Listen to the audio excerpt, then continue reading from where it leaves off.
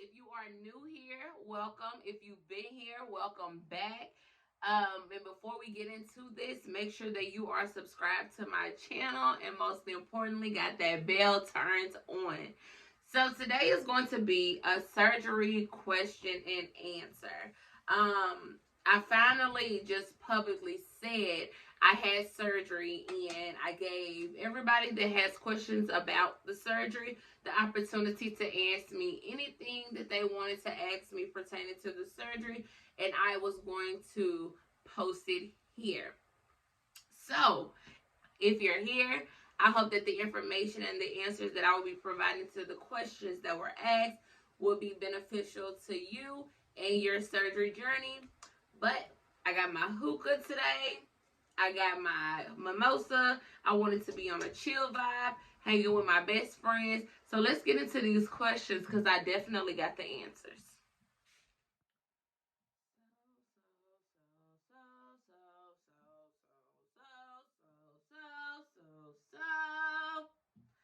No, for real. So I wanted to start off by thanking each and every one of you who have complimented me and told me that I look good. Like, I appreciate it. In more ways than one, excuse me. And there are things that I still need to work on.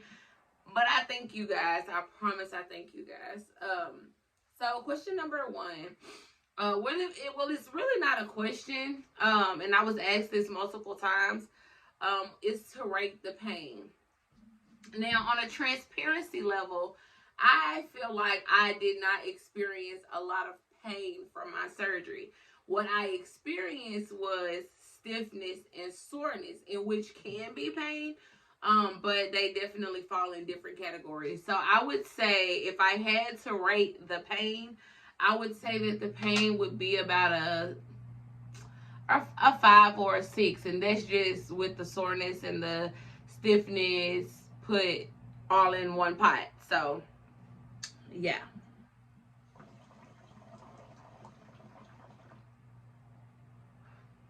The next question that I have is, are you going back for anything else? So the answer to that is, right now I'm unsure. And I'll show you guys why I say I'm unsure. Give me just a second. So what you first of all, hold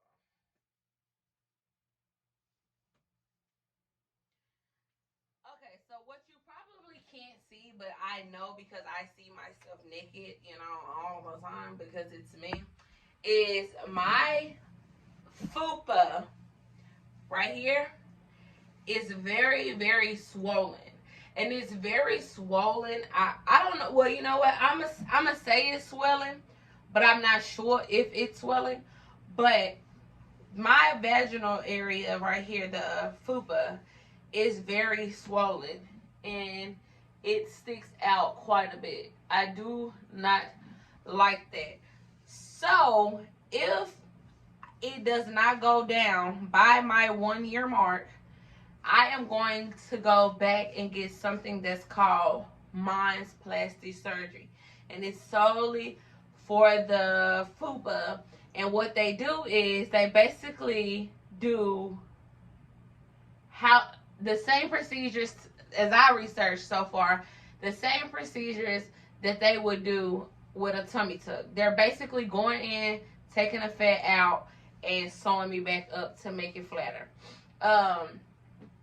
I'm praying that I don't have to go back and get that. I'm praying that everything goes down by my 1 year mark so I don't have to do it. And yeah, I just hope it goes down. Look like an IG model. Okay, so another thing is what I was contemplating, and I don't really know if I want to do it or not.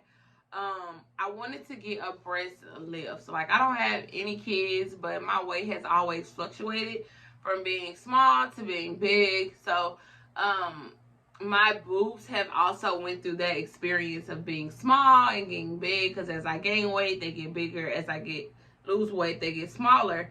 and they've begun to hang. Now, they don't hang to a place of shamefulness. Like, I'm not ashamed about my titties, but I do want them to be up, not on my chest. I mean, like, not on my chest or my chin, but I want them to be up. I want them to sit pretty.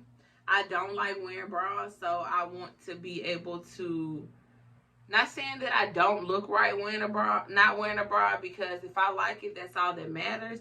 But I want them to sit up, and I haven't quite made up my mind on if I'm going to go through with that or not. But yeah, I don't know. That's a possibility. So the next question that I have is, how soon did you start sitting?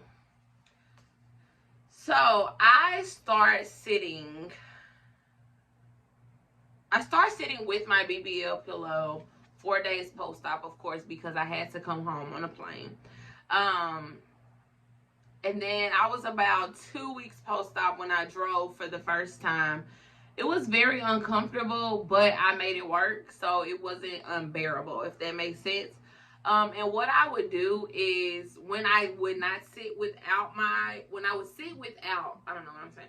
When I would sit without my BBL pillow, like on the couch or something, because it was soft, I would just put like my leg under my thigh. And as time goes by, I was gradually, scoop my leg out further and further, so I will be sitting on my butt to gain comfort of actually being able to sit down. But I start actually sitting down at 3 weeks post-op. My doctor never told me that I was unable to sit. His words to me were, your first 4 weeks, don't sit longer than an hour at a time. And then your next 4 weeks, don't sit longer than 2 hours at a time. So, yeah, I was never told that I couldn't sit. And honestly, when I did start actually sitting, it made my booty so much bigger. And then it helped it soften. So, yeah, that's that. The next question is, how many CCs did you get?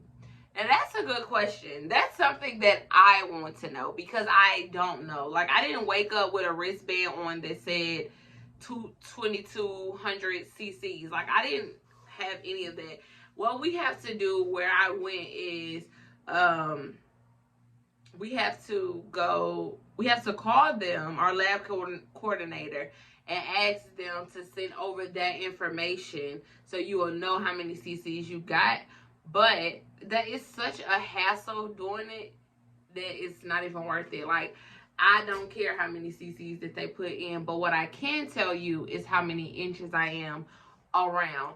And the last time that I measured myself, I was 54 and a half inches around. And I can show you guys that if you would like me to.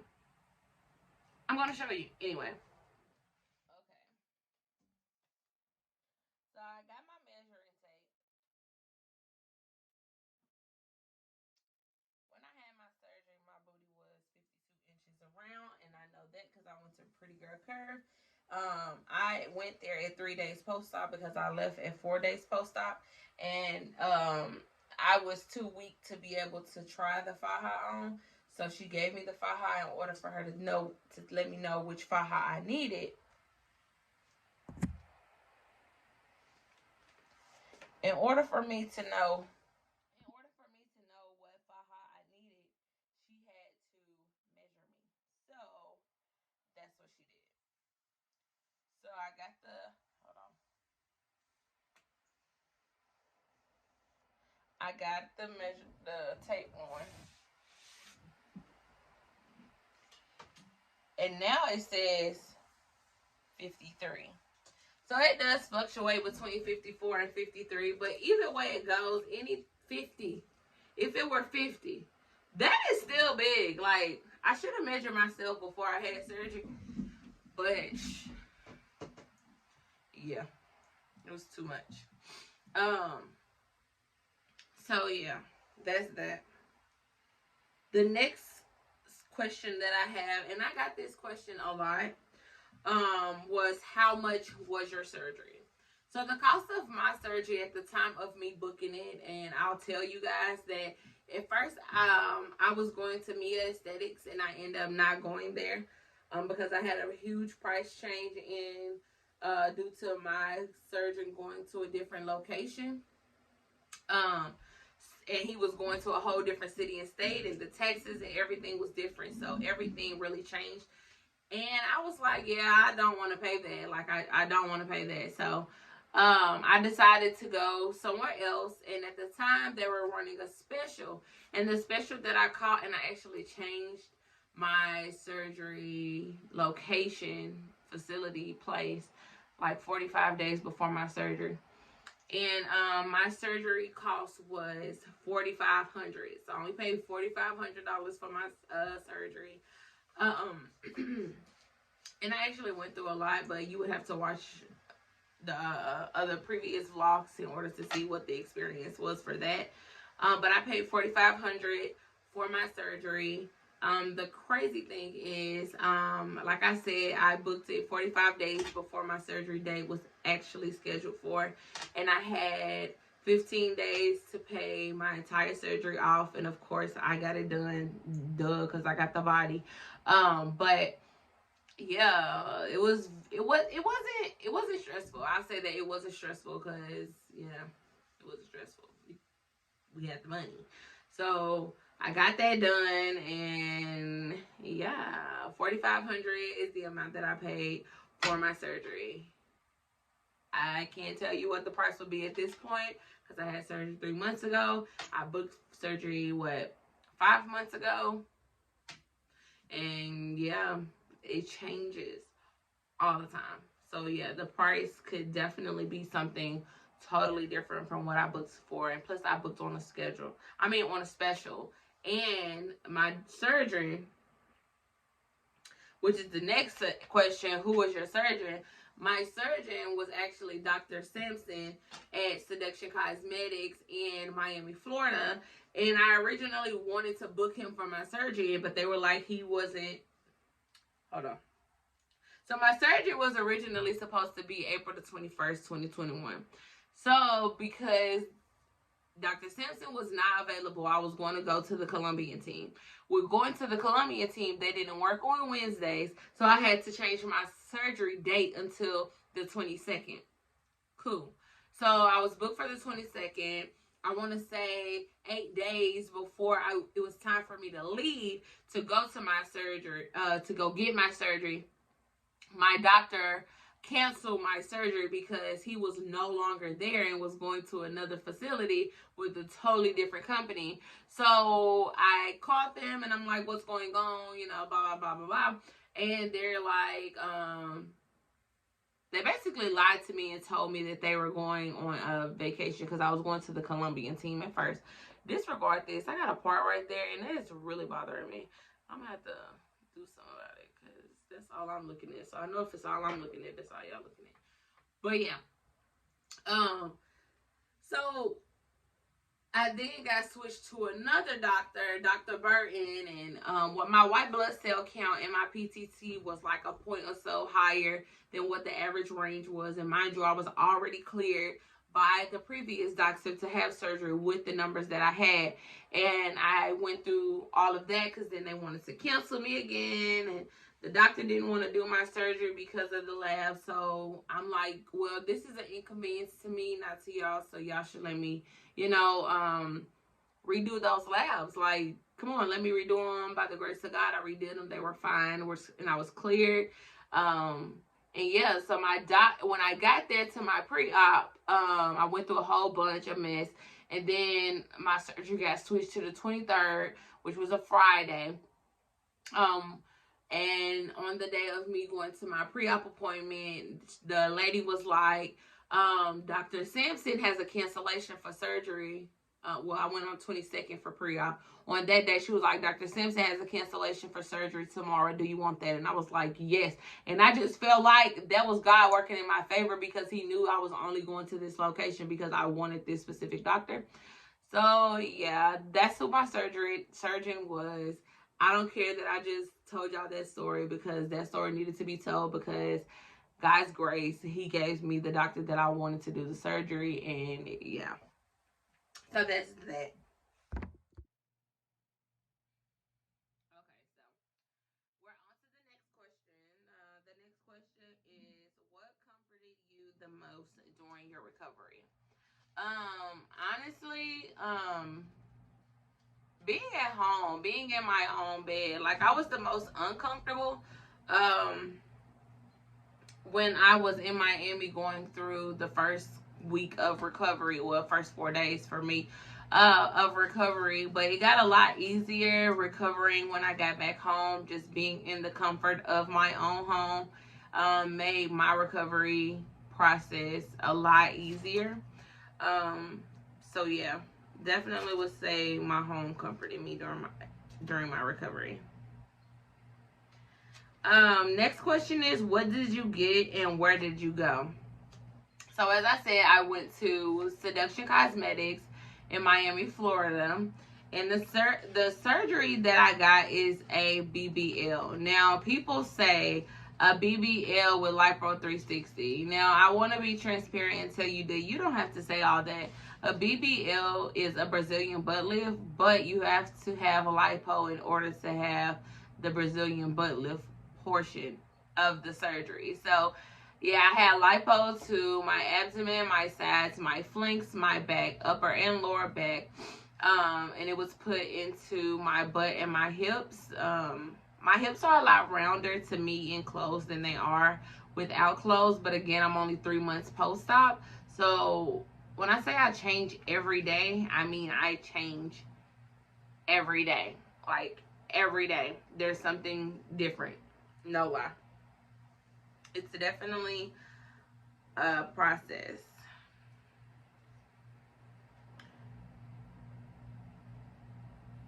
Okay.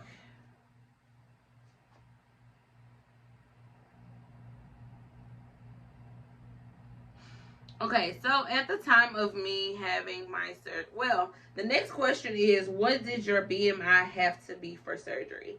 The doctor that I went to, hold on. The doctor that I went to does high BMIs of 37. At the time, mine was a 35.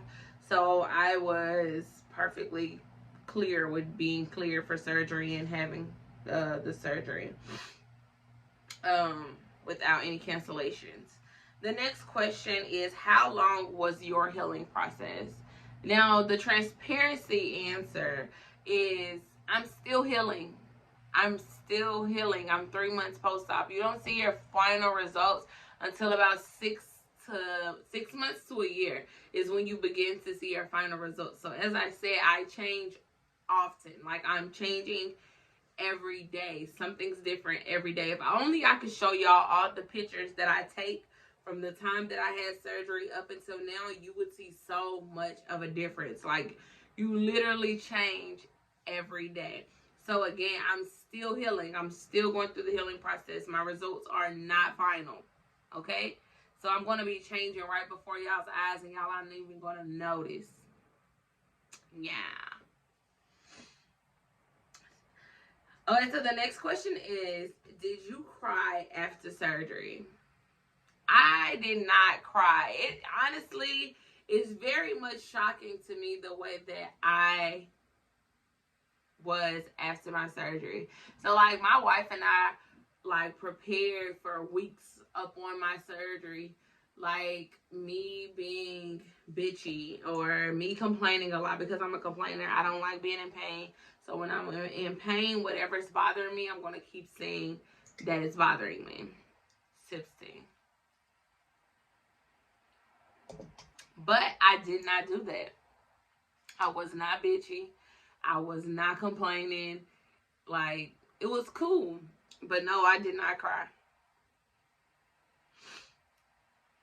The next question is, did you like your massage therapist? Now, I honestly loved both of them. When I was in Miami, I worked with a lady named Bridget. Her business name is called Primped and Pampered. I got massages from her, and she was phenomenal. And then when I came back home, I got massages by Sia.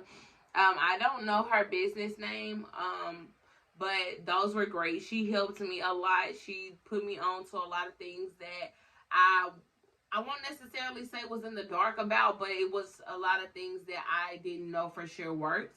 And trying them after hearing her tell me those things, it really helped me in a lot of ways. So thank you for that. And the next question is, what can get your surgery canceled? Now, it's so important to be very, very honest when it comes to your health. Your health can get you canceled.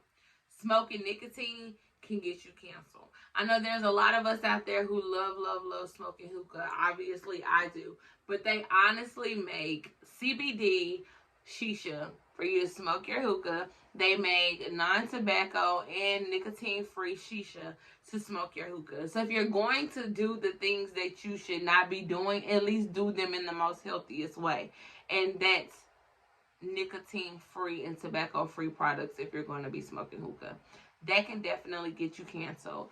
Your BMI not being at your required BMI at the time of surgery can get you canceled. They weigh you at your pre-op, and this is kind of a combination of what should you expect at your pre-op appointment. Like, they check your BMI, which is your height. Well, they check your height and they check your weight at Seduction, where I went. They check your height and your weight before they even take you in the room and finish paperwork or anything like that. That's number one. You got to make your height and your weight to be able to have the surgery. They do 2 drug tests, one on your pre-op day and then one at the beginning of surgery, before surgery. They do drug tests to ensure that you have no nicotine in your system. When going to do your drug test at your pre-op, my coordinator was in the bathroom with me when I took my first drug test. When I took my second drug test, Dr. Sampson just gave me the cup and had me pee. But I really couldn't pee a lot because I had not eaten or drinking anything since like 8 that following night, because of course you can't. And the last question, not really a question, but the last thing is, what are some weight loss tips? Now, one thing that I can say is being consistent with whatever it is that you decide to do. Make sure that you are being consistent with doing it, right? Another thing is smaller portions of food, intermittent fasting. As an example, you can do no eating after 7 p.m. and no eating before 11 a.m. A lot of what I did was I wouldn't eat before 12 and I would not eat after 6 p.m. I did keto. Keto is really, really good, but it can be very much challenging. It was challenging for me because, excuse me, I didn't eat steaks and red meat or any of that. I did not eat beef. I didn't eat any of those things. And in order for you to successfully do keto, you have to eat those things. And I know that I wanted my surgery, so anything that was going to help me get my surgery, I was willing to do it. So, being consistent, cardio. Cardio works magic. Do some cardio, walk, jog. It really, really helps. But most importantly, you have to be consistent. Okay? I really, really hope that I've answered all of your questions to the best of, I know that I answered them to the best of my ability, but I hope that I answered them in a way that helps you during your process of wanting to move forward with getting your surgery. I love you guys, and I appreciate you guys for watching. And before I let you go, don't forget to subscribe to my channel, turn that bell on, comment below any other questions that you may have, and don't forget to thumbs up this video. I love you guys, and I'll see you in the next vlog.